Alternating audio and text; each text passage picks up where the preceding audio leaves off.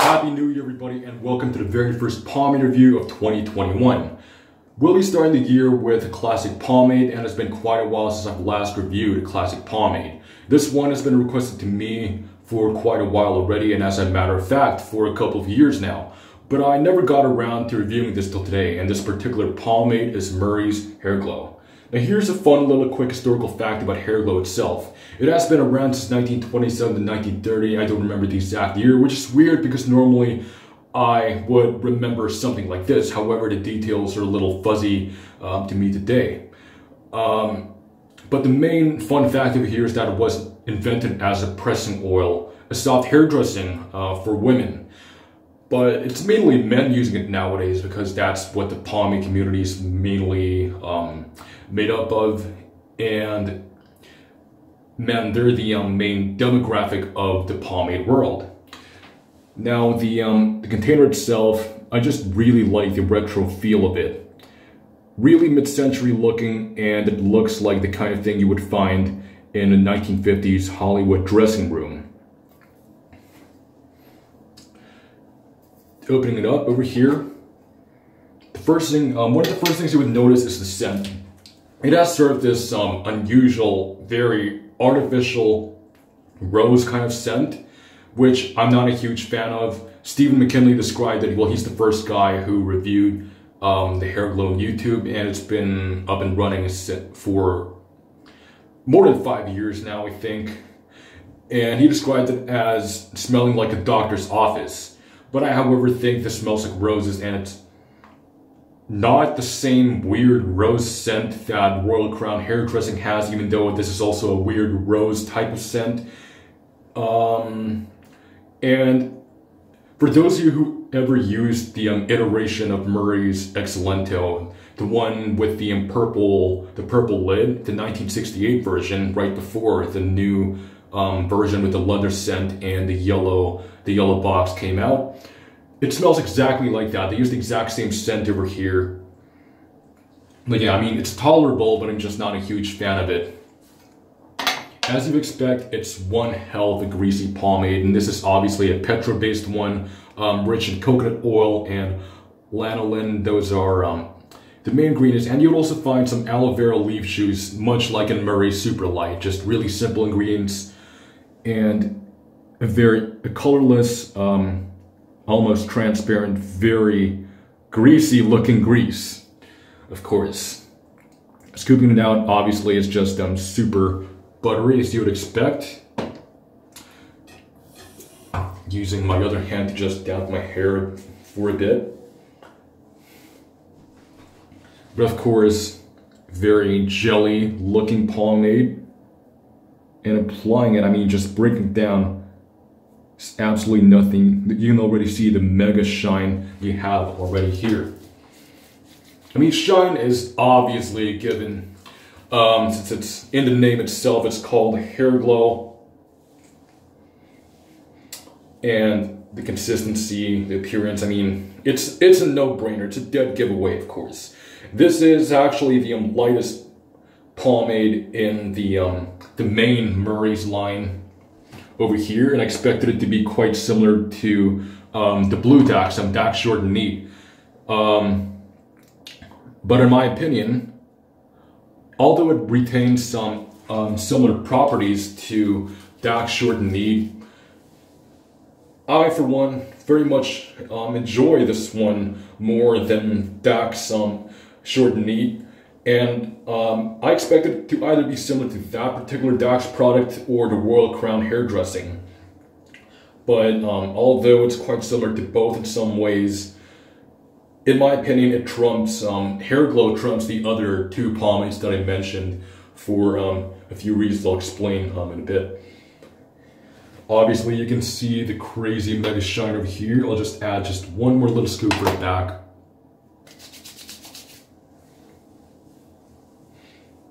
I'm using it as a standalone today, clearly.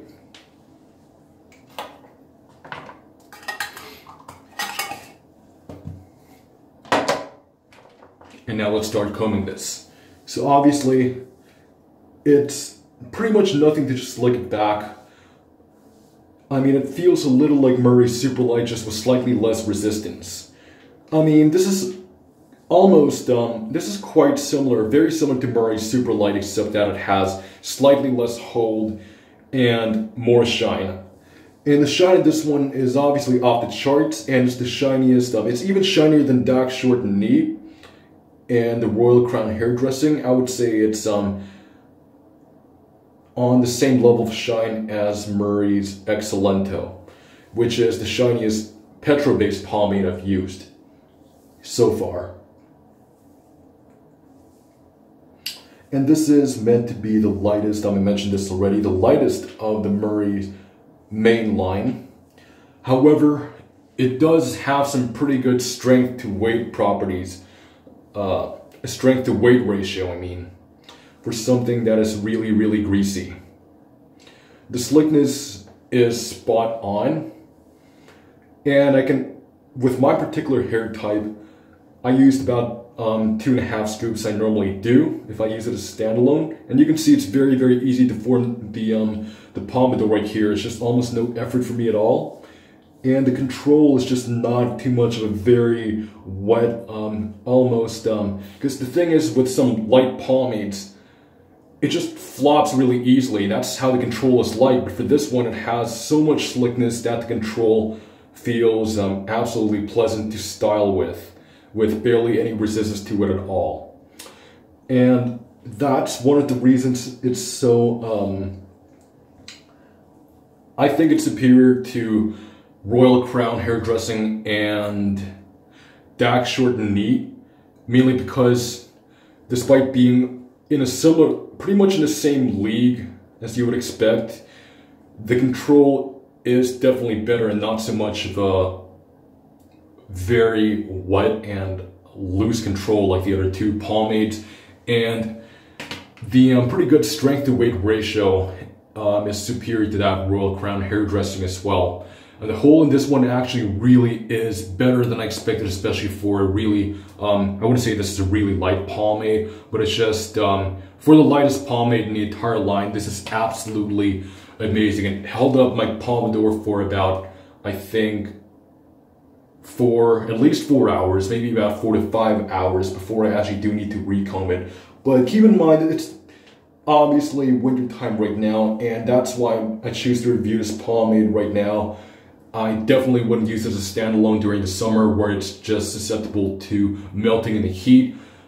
Unless I use it as a topper, that's the only reason I would use it in the summer, but I wouldn't. It's very unwise to use this in the summer heat.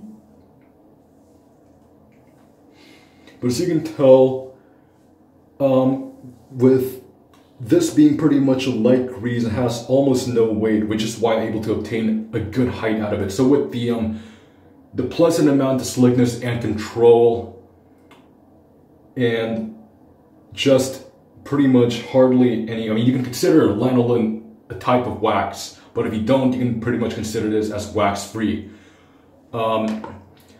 But with a very, with something that has a very greasy wax like lanolin, or if you don't consider lanolin a wax, with no wax, you should expect no weight. And of course this one is very, very lightweight. So with the lightweight combined with the amazing amount of slickness, you would get a really nice height with this one, as you can see.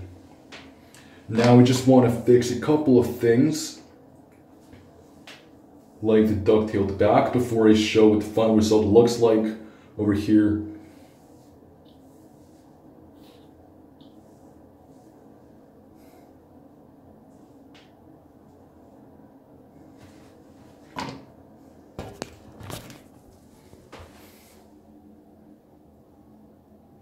Crazy amount of shine. Very nice round palm shape with a pleasant amount of height.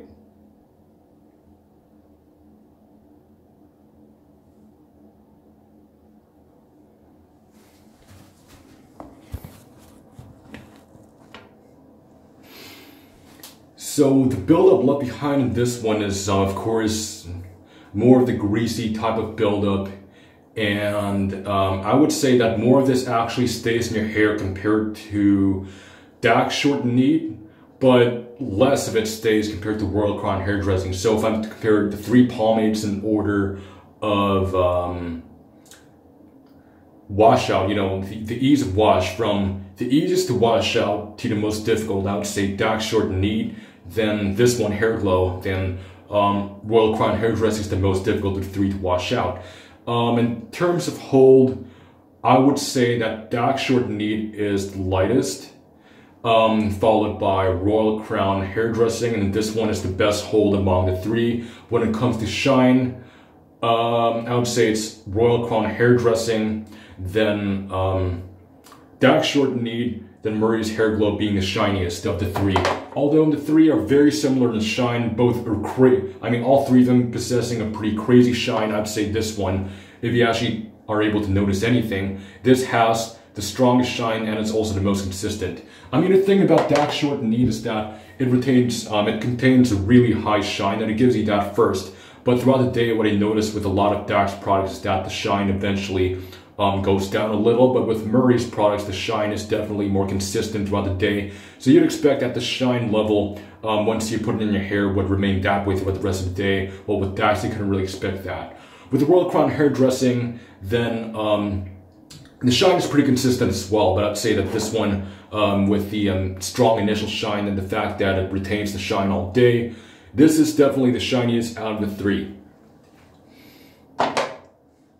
So, my final verdict on Murray's Hair-Glo. It is absolutely an underrated classic light pomade. I mean, yeah, people do talk about it sometimes, but not as much as I think people actually should. I mean, it's pretty close to Murray's Super Light, except Murray's Super Light just has a little more weight, slightly less shine, even though it's almost the same as well, and a much better scent. I love the scent on Super Light. It's kind of nostalgic to me. It's one of my first, it's my first petrol-based pomade actually, and it's just, I really like Murray's Super Light. But honestly, this is objectively, well, I'm saying objectively, but in my opinion, if we put the nostalgic feelings aside, this is probably a better pomade than Murray's Super Light. I mean, if it has a better scent than Murray's Super Light, I would absolutely say that this is the better of the 2, but it's just the scent that's kind of throwing me off a little bit. Like I said, it's tolerable, but a good thing is that the scent is quite light. I mean, the thing is, I don't know if it's just me, but with Murray's Super Light, the scent is a little stronger and lingers around it just a bit more. This one, you would get a small whiff every time you move your head for a bit, but throughout the day, it just kind of like fades out. But with Murray's Super Light, it's just more present to me. At least that's how it is. Maybe it's just a particular can I got, but I don't know, this is just my one and only can of Hair-Glo. Well, I've been through about at least 2 cans of Super Light. But all in all, this is an absolutely pleasant light pomade, classic light pomade. I just love everything about it except for the scent. I'm not too crazy about it. The aesthetics are just super spot on. It's just full-on 50s, while Super Light is more of like a 70s kind of aesthetic, which doesn't really fit with the, because Super Light is a very 50s type of pomade, but it has a 70s aesthetic. This one, on the other hand, it's something you'd expect to find between the 30s and 50s, but it has a look that kind of fits with the era. It really, I just love the 50s aesthetic, plus the absolute spot-on slickness it has, combined with the amazing amount of control that you wouldn't expect from something really greasy. The spot-on shine, I just love everything about it except for the scent.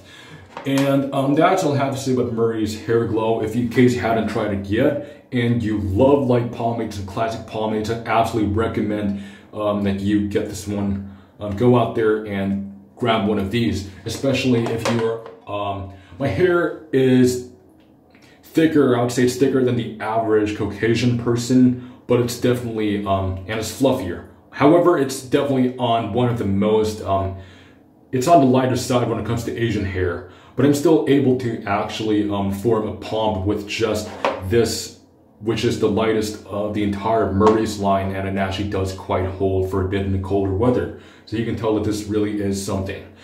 And if you enjoyed this video, please leave a like, comment, subscribe to this channel, click on the bell icon to not miss a single upload of The Squinty Show, and I'll see you next time on The Squinty Show.